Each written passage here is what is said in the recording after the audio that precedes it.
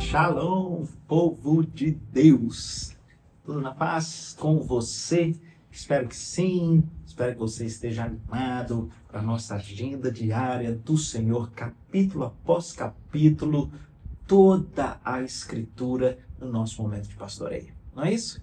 Te convido a nós iniciarmos aqui então daquele jeito que você conhece, louvando, engrandecendo o nome do nosso Senhor aqui juntos. Vamos louvar?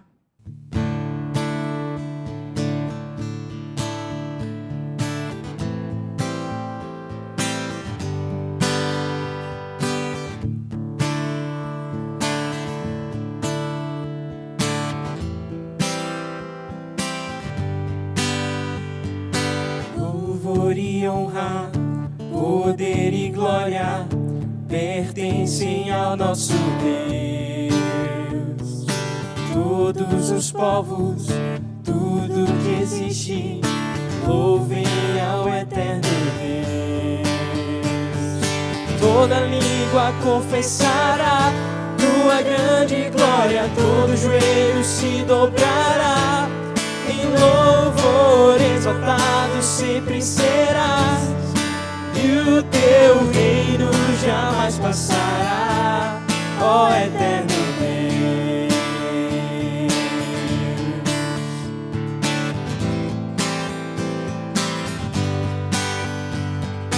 Louvor e honra, poder e glória pertencem ao nosso Deus. Todos os povos, tudo que existe, louvem ao eterno Deus. Toda língua confessará tua grande glória, todo joelho se dobrará. Em louvor exaltado sempre serás, e o teu reino jamais passará. Toda língua confessará tua grande glória, todo joelho se dobrará. Em louvor exaltado sempre serás, e o teu reino jamais passará, ó eterno Deus.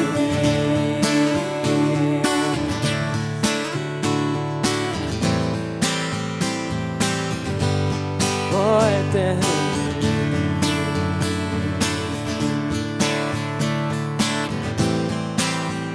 Teu reino será para sempre. Teu reino será para sempre. Cantem ao eterno Deus, pois nada consegue se comparar. Cantem ao eterno Deus. Teu reino será para sempre. Cantem ao eterno Deus, pois nada consegue se comparar. Cantem ao eterno Deus. Toda língua confessará tua grande glória, todo joelho se dobrará. Em louvor exaltado sempre serás, e o teu reino jamais passará. Toda língua confessará tua grande glória, todo joelho se dobrará. Em louvor exaltado sempre serás, e o teu reino jamais passará, ó eterno Deus.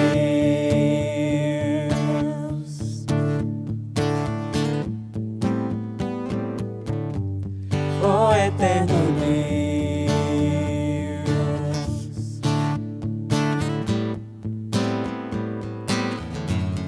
Ó eterno Deus.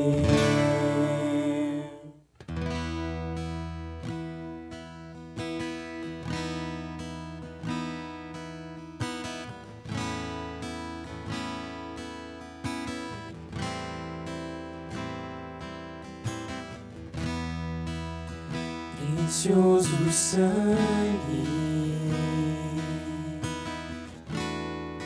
minha vida mudou. meus pecados e culpas lavou, deixando pra trás meu passado sem Deus.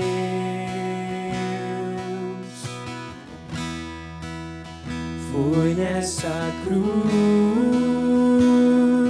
que a minha história mudou, que a minha vida deu novo sentido, onde eu encontrei a razão pra viver.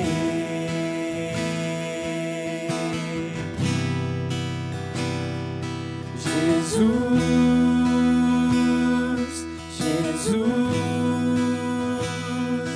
meu coração te louva, meu coração te louva. Jesus, Jesus, meu coração te louva, meu coração te louva, Jesus.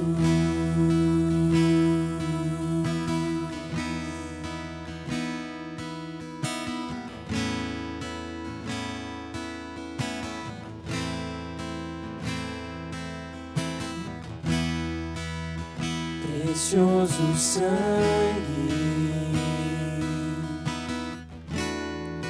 minha vida mudou, meus pecados e culpas lavou, deixando pra trás meu passado sem Deus.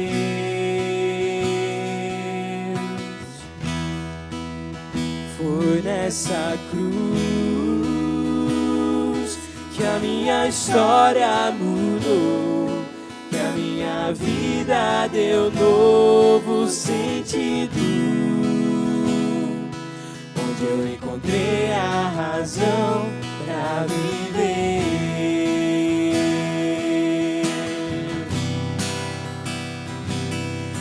Jesus, Jesus,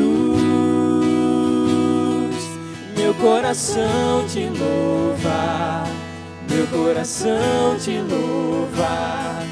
Jesus, Jesus, meu coração te louva, meu coração te louva.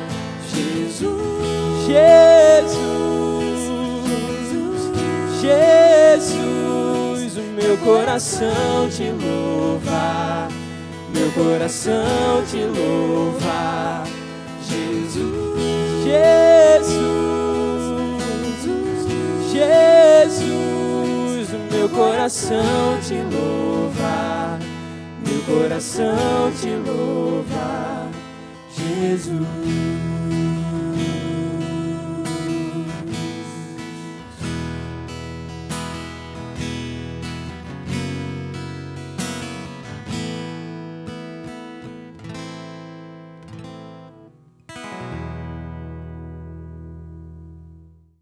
Que bênção! Bom demais louvarmos o nome do nosso Senhor juntos, não é isso? Vamos na sequência. Chegamos ao capítulo 24 do nosso primeiro livro de Samuel. Esse tem sido um período muito intenso, de uma narrativa muito forte a respeito dessa perseguição, gente. Saul é rei, mas ele foi tomado de uma inveja de Davi. Lembra que começou lá no capítulo 18, com aquela história das mulheres dizendo Saul feriu milhares, mas Davi seus 10 milhares. E a partir dali é uma coisa esquisita, porque a gente vai ver Saul tomado de inveja e ele não consegue ser resgatado. Logo no capítulo 19 a gente vê Jonatas pastoreando o coração do pai, dizendo, para com isso. Num primeiro momento ele reconhece, mas basta uma nova vitória que Deus dá a Davi contra os filisteus para ele de novo querer matar, e é uma perseguição atrás da outra. Ele é um homem que ele é obstinado nos seus próprios interesses. Ele não se curva às confrontações, desde lá do capítulo 15, e Deus então está nesse processo entregando Saul a si mesmo, ele está sendo dominado pelo maligno e com isso ele está recebendo juízo pelas suas próprias más escolhas. E nesse enredo, a gente chega no capítulo 24. Agora, o capítulo 24 é uma história tão assim curiosa, diferente, que vale a pena eu ler para você entender, tá bom? E ao final a gente tenta aqui voltar para tirar algumas lições para nós. Tendo Saul voltado de perseguir os filisteus, foi-lhe dito: eis que Davi está no deserto de En-Gedi. Tomou então Saul 3.000 homens, preste atenção, 3.000 homens escolhidos dentre todo de Israel, e foi ao encalço de Davi e dos seus homens, porque Davi estava com acho que uns 600 homens, né, ali nessas regiões da caverna de Adulão. Então termina dizendo que foi ao encalço de Davi e dos seus homens nas faldas das penhas das cabras monteses. Isso é uma poesia. Chegou a uns currais de ovelhas no caminho, onde havia uma caverna. Entrou nela Saul a aliviar o ventre. Normal, né? Os exercícios fisiológicos. Ora, Davi e os seus homens estavam assentados no mais interior dessa mesma caverna. Então, os homens de Davi lhe disseram: hoje é o dia do qual o Senhor te disse: eis que te entrego nas mãos o teu inimigo. Far-lhe-ás o que bem te parecer, Davi. Levantou-se Davi e furtivamente ele cortou a orla do manto de Saul. Sucedeu, porém, que depois sentiu Davi bater-lhe o coração por ter cortado a orla do manto de Saul. Ele disse aos seus homens: o Senhor me guarde de que eu faça tal coisa ao meu Senhor, isto é, que eu estenda a mão contra ele, porque ele é ungido do Senhor. Com estas palavras, Davi conteve os seus homens e não lhes permitiu que se levantassem contra Saul. Retirando-se Saul da caverna, prosseguiu seu caminho. Depois, também Davi se levantou e, saindo da caverna, gritou a Saul, dizendo: ó rei, meu senhor. Olhando Saul para trás, inclinou-se Davi e fez-lhe uma reverência, com o rosto em terra. Disse Davi a Saul: por que, rei, dás tu ouvidos às palavras dos homens que dizem que Davi procura fazer-te mal? Os teus próprios olhos viram hoje que o Senhor te pôs em minhas mãos nesta caverna, e alguns disseram que eu te matasse. Porém a minha mão te poupou, porque eu disse: não estenderei a mão contra o meu Senhor, porque é ungido de Deus. Olha, pois, meu pai, vê aqui a orla do teu manto na minha mão.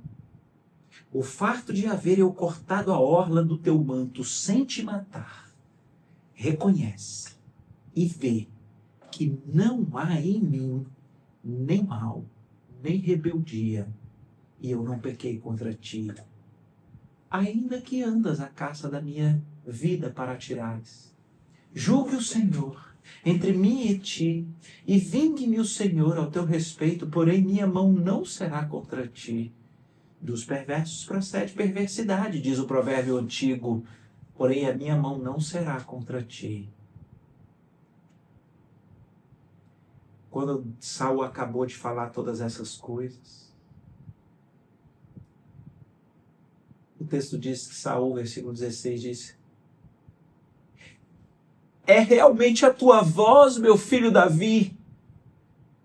E aqui está dito que Saul chorou em alta voz.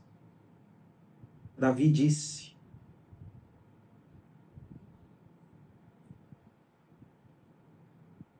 mais justo és do que eu, pois tu me recompensaste com bem, eu te paguei com mal. Mostraste hoje que me fizeste bem, pois o Senhor me havia posto em tuas mãos. Então, é Saul que está dizendo, tá?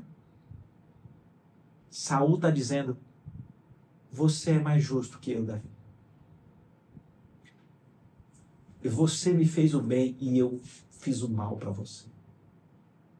Mostrou hoje que você fez o bem. Deus me colocou nas tuas mãos e você não me matou. E aí, versículo 20, para terminar, Saul diz assim, agora eu tenho certeza de que você vai ser rei e vai reinar sobre Israel. E Israel vai ser firme na tua mão. Ele apenas pede para que Davi jure pelo Senhor que não vai eliminar a descendência de Saul. E Davi jurou. E então Saul foi embora para sua casa. E Davi e seus homens foram para um lugar seguro. É muito forte, né, essa história? Não é muito legal? Queria tirar algumas lições aqui com você. A primeira é: você vence o mal com o bem? Hã? Romanos 12 fala muito sobre isso. Romanos 12 diz, por exemplo, não vos vingueis a vós mesmos, amados, mas deem lugar à ira de Deus. Porque está escrito, é Deus quem vai retribuir. Não faça justiça com as próprias mãos. Mas lá, ele diz mais, ele diz, se o teu inimigo tiver fome, dá-lhe de comer, se tiver sede, dá-lhe de beber, porque fazendo isso amontoarás brasas vivas na sua cabeça. Não te deixes vencer do mal, mas vence o mal com o bem. Muito interessante, porque para mim aqui nós temos um exemplo claro daquilo que a Bíblia nos ensina em Romanos 12. Romanos 12 é dito que se você age para com seu inimigo de maneira contrária ao que ele espera, você cria brasas vivas na cabeça dele, que é o que? Um nível de perturbação. Porque, por exemplo, o que Saul esperaria de Davi que está sendo perseguido injustamente por Saul? Olha, esperaria que ele atacasse Saul, que ele até quisesse matar Saul. Quando Davi age de maneira contrária ao instinto humano, ou em outras palavras, ele age com o bem. E mesmo em resposta do mal, isso traz um tormento. Saul ficou aqui atormentado. Saul parou e disse, você é diferente, Davi. Eu tenho te perseguido com o mal e você agiu com o bem. Eu fui colocado por Deus nas tuas mãos para você me matar e você não me matou. Muito interessante, porque Saul é um cara maligno, mas ele tem brasas vivas na cabeça dele, porque Davi entendeu Romanos 12. Davi entendeu que quem haveria de executar, podemos chamar de vingança, podemos chamar de juízo, é Deus e não ele. E por conta disso, Davi é duplamente abençoado. Duplamente abençoado porque, de um lado, ele está se submetendo ao padrão de Deus. Isso é uma bênção. Em segundo, porque aqui nós temos um exemplo. Isso ali, naquele momento, tá? Porque nós sabemos que Saul é obstinado. A hora que você continuar aqui no momento de pastoreio, você vai chegar, por exemplo, nos capítulos seguintes e você vai ver de novo Saul continuando com essas perseguições. Mas o meu ponto é, Davi pôde revelar a Saul que é possível você ser diferente. Saul fica impactado. E Saul diz, cara, você é diferente. Deus me pôs na sua mão, você não matou. Eu tenho certeza que você é um escolhido de Deus. Muito interessante. Parece que Saul percebeu. Ninguém pode responder o mal com o bem se não estiver na força que Deus supre. Não é esse o instinto humano. O instinto humano é: falou mal de mim, então deixa eu te falar sobre tal pessoa. Fez mal para mim, vou fazer mal. A pessoa não gosta de mim, não gosta da pessoa. A pessoa não quer falar, também não quer falar. O instinto da vingança. Agora, quando Deus toma as rédeas da vida, é possível ser diferente. Saul, que é inimigo, ele teve que ficar atormentado com a forma diferente com que Davi agiu para com ele, preservando a vida, não realizando vingança. E Saul disse: você é crente, cara. Você é do Senhor. E é muito interessante porque o Saul termina até falando para ele assim: eu queria te pedir uma coisa. Não elimina minha descendência. E Davi jura para Saul. E aqui, vocês seguindo, eu não vou lembrar aqui qual é o capítulo, mas depois que Davi é rei, lá na frente, Davi lembra disso aqui. E ele pergunta: não tem aqui no reino nenhum filho de Saul para que eu possa abençoar? E Jonatas já tinha morrido, mas eles encontram Mefibosete, um que era aleijado das pernas. Pois Davi, em cumprimento da promessa que ele fez aqui ao próprio Saul, diante de Deus, ele lá, depois que é rei, ao invés de querer matar a descendência, ele traz Mefibosete para dentro do palácio, para comer da comida do rei, no palácio do rei. Como é que isso acontece? É porque Davi é fera? Não. Você continuar a ler, você vai ver os vacilos, mas você vai ver uma coisa. Deus está em todo esse episódio trabalhando com Davi. Se você participou do momento de pastoreio passado, quando nós conversávamos aqui sobre o capítulo 19, eu digo nós, né? Porque os capítulos é um a cada dia, mas no último momento que eu estive aqui, nós conversamos sobre o capítulo 19. E lá a gente aprendeu uma coisa que ela parece muito difícil de entender, mas ela é abençoadora. Que é o quê? Mesmo quando Deus, na sua soberania, que não pode ser atacada pelo mal, mesmo quando ele permite que alguém siga os seus próprios caminhos obstinados como Saul, inclusive com um espírito maligno que acentua esse nível de perseguição, a gente aprendeu que Deus ao final é tão sábio que naquilo que parece um caos, ele está cumprindo os seus propósitos. No caso, na vida de Saul, é o juízo. E ao final ele conquistando a tragédia das suas más escolhas. Mas a gente viu que esse próprio engendro maligno de Saul, de perseguir Davi, ele exerce em Davi os propósitos de Deus para Davi. Quais são eles? O amadurecimento espiritual.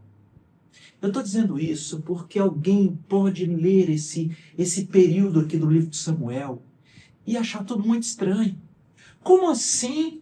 Poxa, se Davi é um cara que conhece o Senhor, quer servir o Senhor, quer ser fiel ao Senhor, quer buscar ao Senhor, por que ele sofre tanta perseguição? Por que ele tem que viver escondido? Ou, em outras palavras, por que maldades ocorrem com pessoas que amam o Senhor? Por que engendros malignos alcançam gente que é fiel ao Senhor?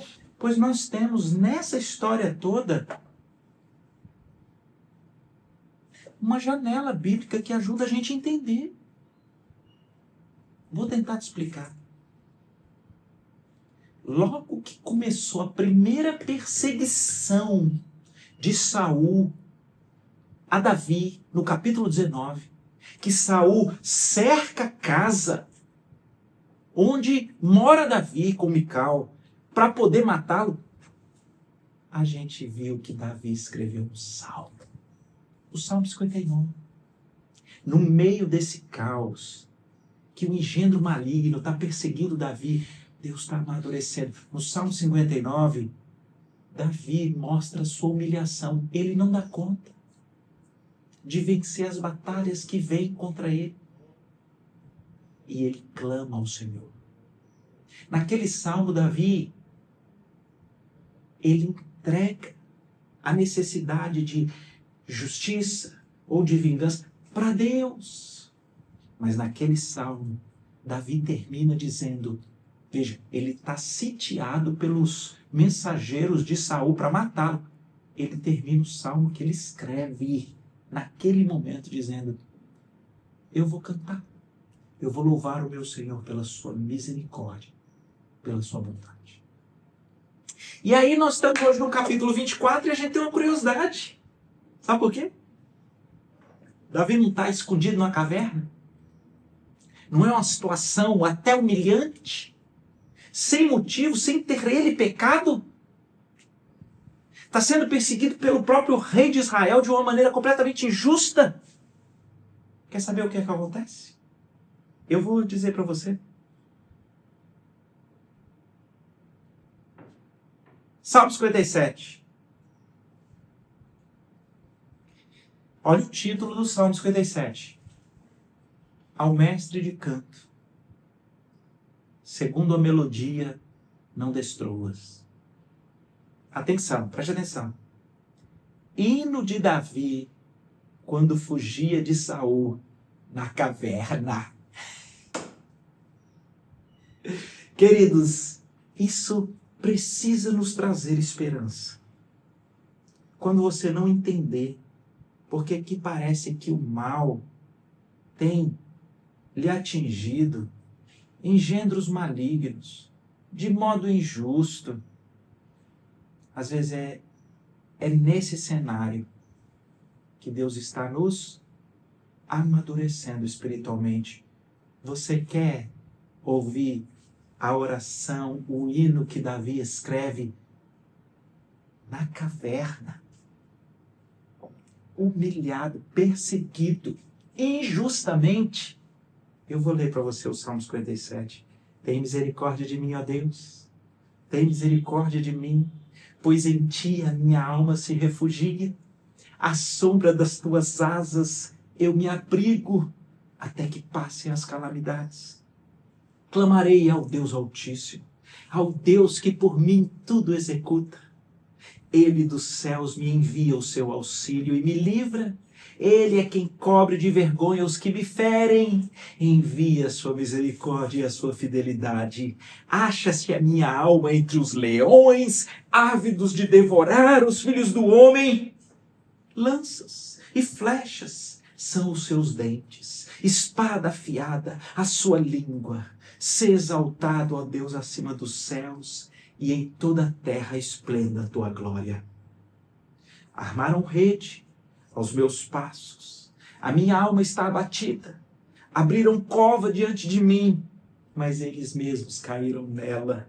Firme está o meu coração, ó Deus, o meu coração está firme, e eu cantarei e entoarei louvores. Desperta, ó minha alma, desperta lira e harpa, quero acordar a alva, render-te-ei graças entre os povos, cantar-te-ei louvores entre as nações, pois a tua misericórdia se eleva até os céus e a tua fidelidade até as nuvens. Sê exaltado, ó Deus, acima dos céus, e em toda a terra esplenda a tua glória. Louvado seja Deus. É muito especial quando a Bíblia abre uma janela para mostrar o que Deus está fazendo no coração. A gente acha, com o enredo de 1 Samuel, que Davi é um coitadinho porque está sendo perseguido injustamente. Veja, há perseguição injusta. Não houve pecado de Davi. Parece que Deus perdeu o controle, mas não. Deus está com todo aquele enredo. Ele começa a dar poder, discernimento. Davi é usado para ganhar de Golias. Depois várias batalhas ele é usado para dar vitória. De alguma forma Deus usa esses engendros que são injustos e malignos para desenvolver o caráter de servo, o caráter de confiança em todo e qualquer tempo no Senhor. E uma oração linda desce. Ele está apegado com o Senhor. A alma dele se refugia no Senhor. Ele conversa com a própria alma e ele diz: desperta a alma, porque nós vamos render graças ao Senhor. Ele é o meu refúgio, Ele é exaltado, a terra está cheia da glória dele. Ele percebe que é Deus quem livra. Eu fico achando que ele escreve isso daqui depois daquele episódio, porque ele diz: eles me armaram ciladas, eles vieram para me destruir, eles abriram uma cova achando que iam colocar o meu cadáver, mas eles que caíram nela. Parece o que nós vimos lá no capítulo 24. Queridos, eu estou convencido de que nas nossas vidas também é assim. Situações que você não queria, enredos que você não escreveria. Às vezes, injustiças, às vezes, más notícias, problemas sem fim. Às vezes esse é o enredo de Deus, para nós aprendermos mais sobre quem nós somos, sobre quem Deus é. Nós não damos conta de nada. Às vezes são nesses momentos de grande luta e dificuldade e a gente se entrega ao Senhor dizendo: tem misericórdia, Senhor, porque eu não consigo. Toma as rédeas da minha vida porque eu não consigo. Me proteja porque eu não dou conta.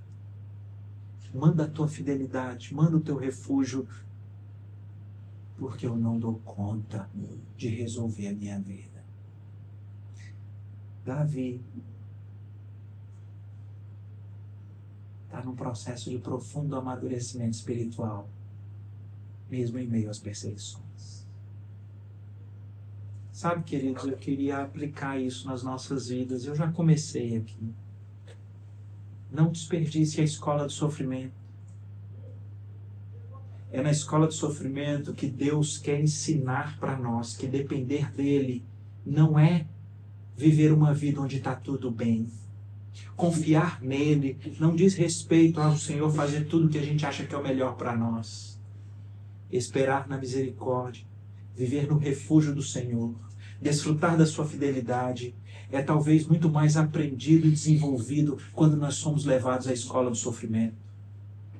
Uma doença muito forte, um problema relacional agudo, uma perseguição injusta atroz, e nós humilhados, talvez deveríamos fazer como Davi: escreva suas orações, escreva o seu salmo, mas termina do mesmo jeito que ele terminou o Salmo 59 por ocasião daquela sua primeira perseguição com a sua casa sitiada. E termina como ele termina o Salmo 57 quando ele está nas cavernas de Adulão. Termina como? Dizendo: ei alma, canta. Canta ao Senhor. Renda graças e louvores ao Senhor, porque Ele é misericordioso, porque Ele é fiel, porque Ele é exaltado, porque Ele é glorioso. Queridos, talvez o maior amadurecimento espiritual que a gente pode ter é experimentar nos momentos de sofrimento, de crise e de dor, o louvor por quem Deus é, por sermos dele, por sabermos que a nossa eternidade está resolvida. Quando a Bíblia diz: se Deus não poupou o seu próprio filho, antes por nós o entregou, porventura vai faltar alguma coisa? No dia mau, lembre-se que Deus deu o filho dele por você.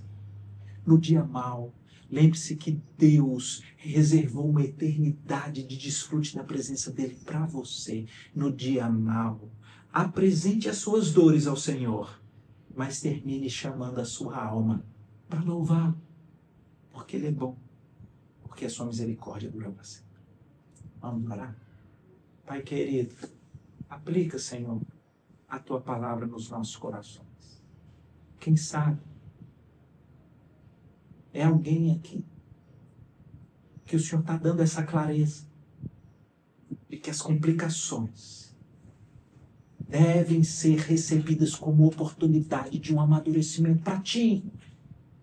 Portanto, eu peço que em lugar de termos o instinto de pararmos de ir na igreja, pararmos de servir, ficarmos meio acabrunhados, muitas das vezes amargurados, que no dia mau o Senhor nos ajude a buscar mais o Senhor. Irmos à tua casa, escrevermos a nossa oração, quem sabe um hino, e ensinarmos a nossa alma que, independentemente das circunstâncias e das questões, há um privilégio que é louvar o teu nome, porque se o Senhor não poupou o seu próprio filho, antes por nós o entregou, então o Senhor tem cuidado de toda a nossa existência sim. E nós podemos e devemos louvá-lo por isso. É a minha oração. Em nome de Jesus. Amém. Queridos, queria caminhar aqui para o encerramento do nosso momento de pastoreio, me unindo a você com o seu pedido de oração especial. Eu fico imaginando você aí, ainda mais nesse momento do ano, clamando ao Senhor.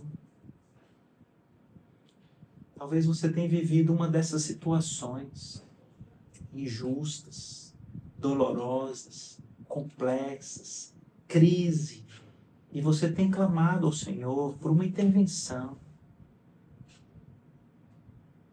Queria orar por você. Queria orar por sua família. Queria orar por salvação.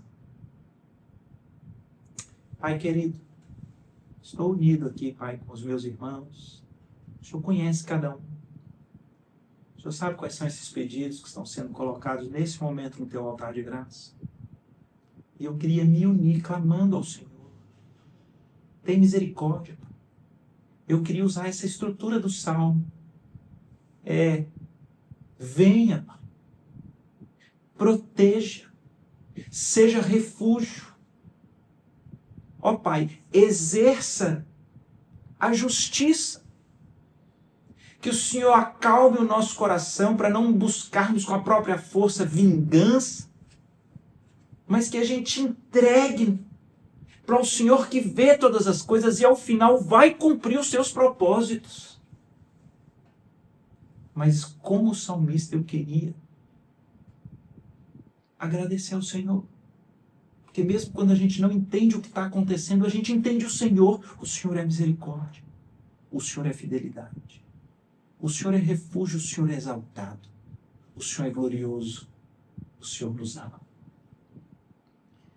Portanto, Pai, tem misericórdia da vida do meu querido irmão que nesse instante está apresentando ao Senhor essa bronca pesada. Quero clamar pelas famílias, por uma intervenção de reconciliação, uma visitação de salvação nos lares. Tem misericórdia, Pai, de todos os enfermos. Que o Senhor abençoe o nosso novo ano. Nos ajude a caminhar mais próximos do Senhor. A aprendermos mesmo nas complicações a bênção e o privilégio de termos a eternidade resolvida pelo Senhor. Termino pedindo perdão pelos nossos pecados, pelas nossas instabilidades, incoerências. Não nos trate segundo a nossa iniquidade, Pai. Não nos retribua consoante o nosso pecado. Olhe para Jesus, que pagou pela nossa iniquidade, pelo nosso pecado e nos perdoa a iniquidade do nosso pecado. É no nome de Jesus que oramos. Amém. Deus te abençoe.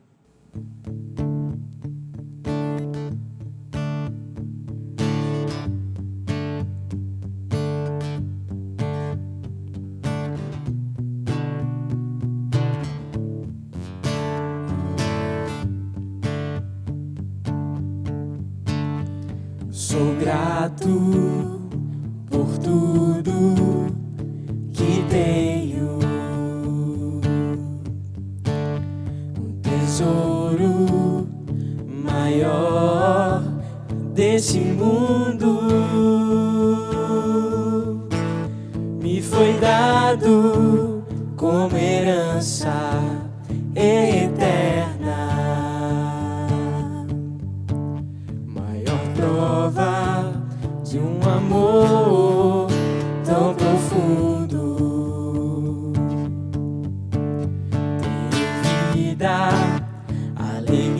dia, em todo tempo. Tenho amigos, família, muitos irmãos.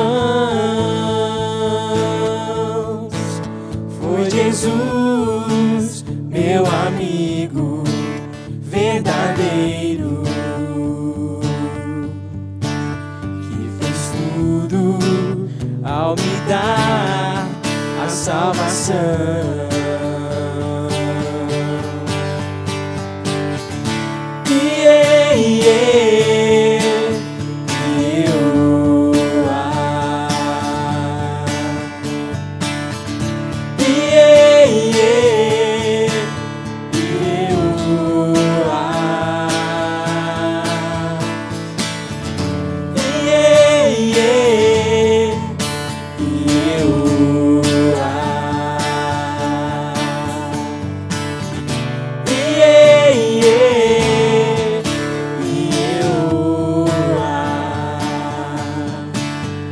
Louvarei ao Senhor em todo tempo.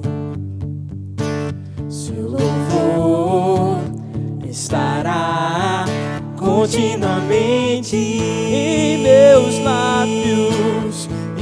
lábios e também no coração. Ele será sempre a nossa canção. Jesus Cristo será sempre minha canção.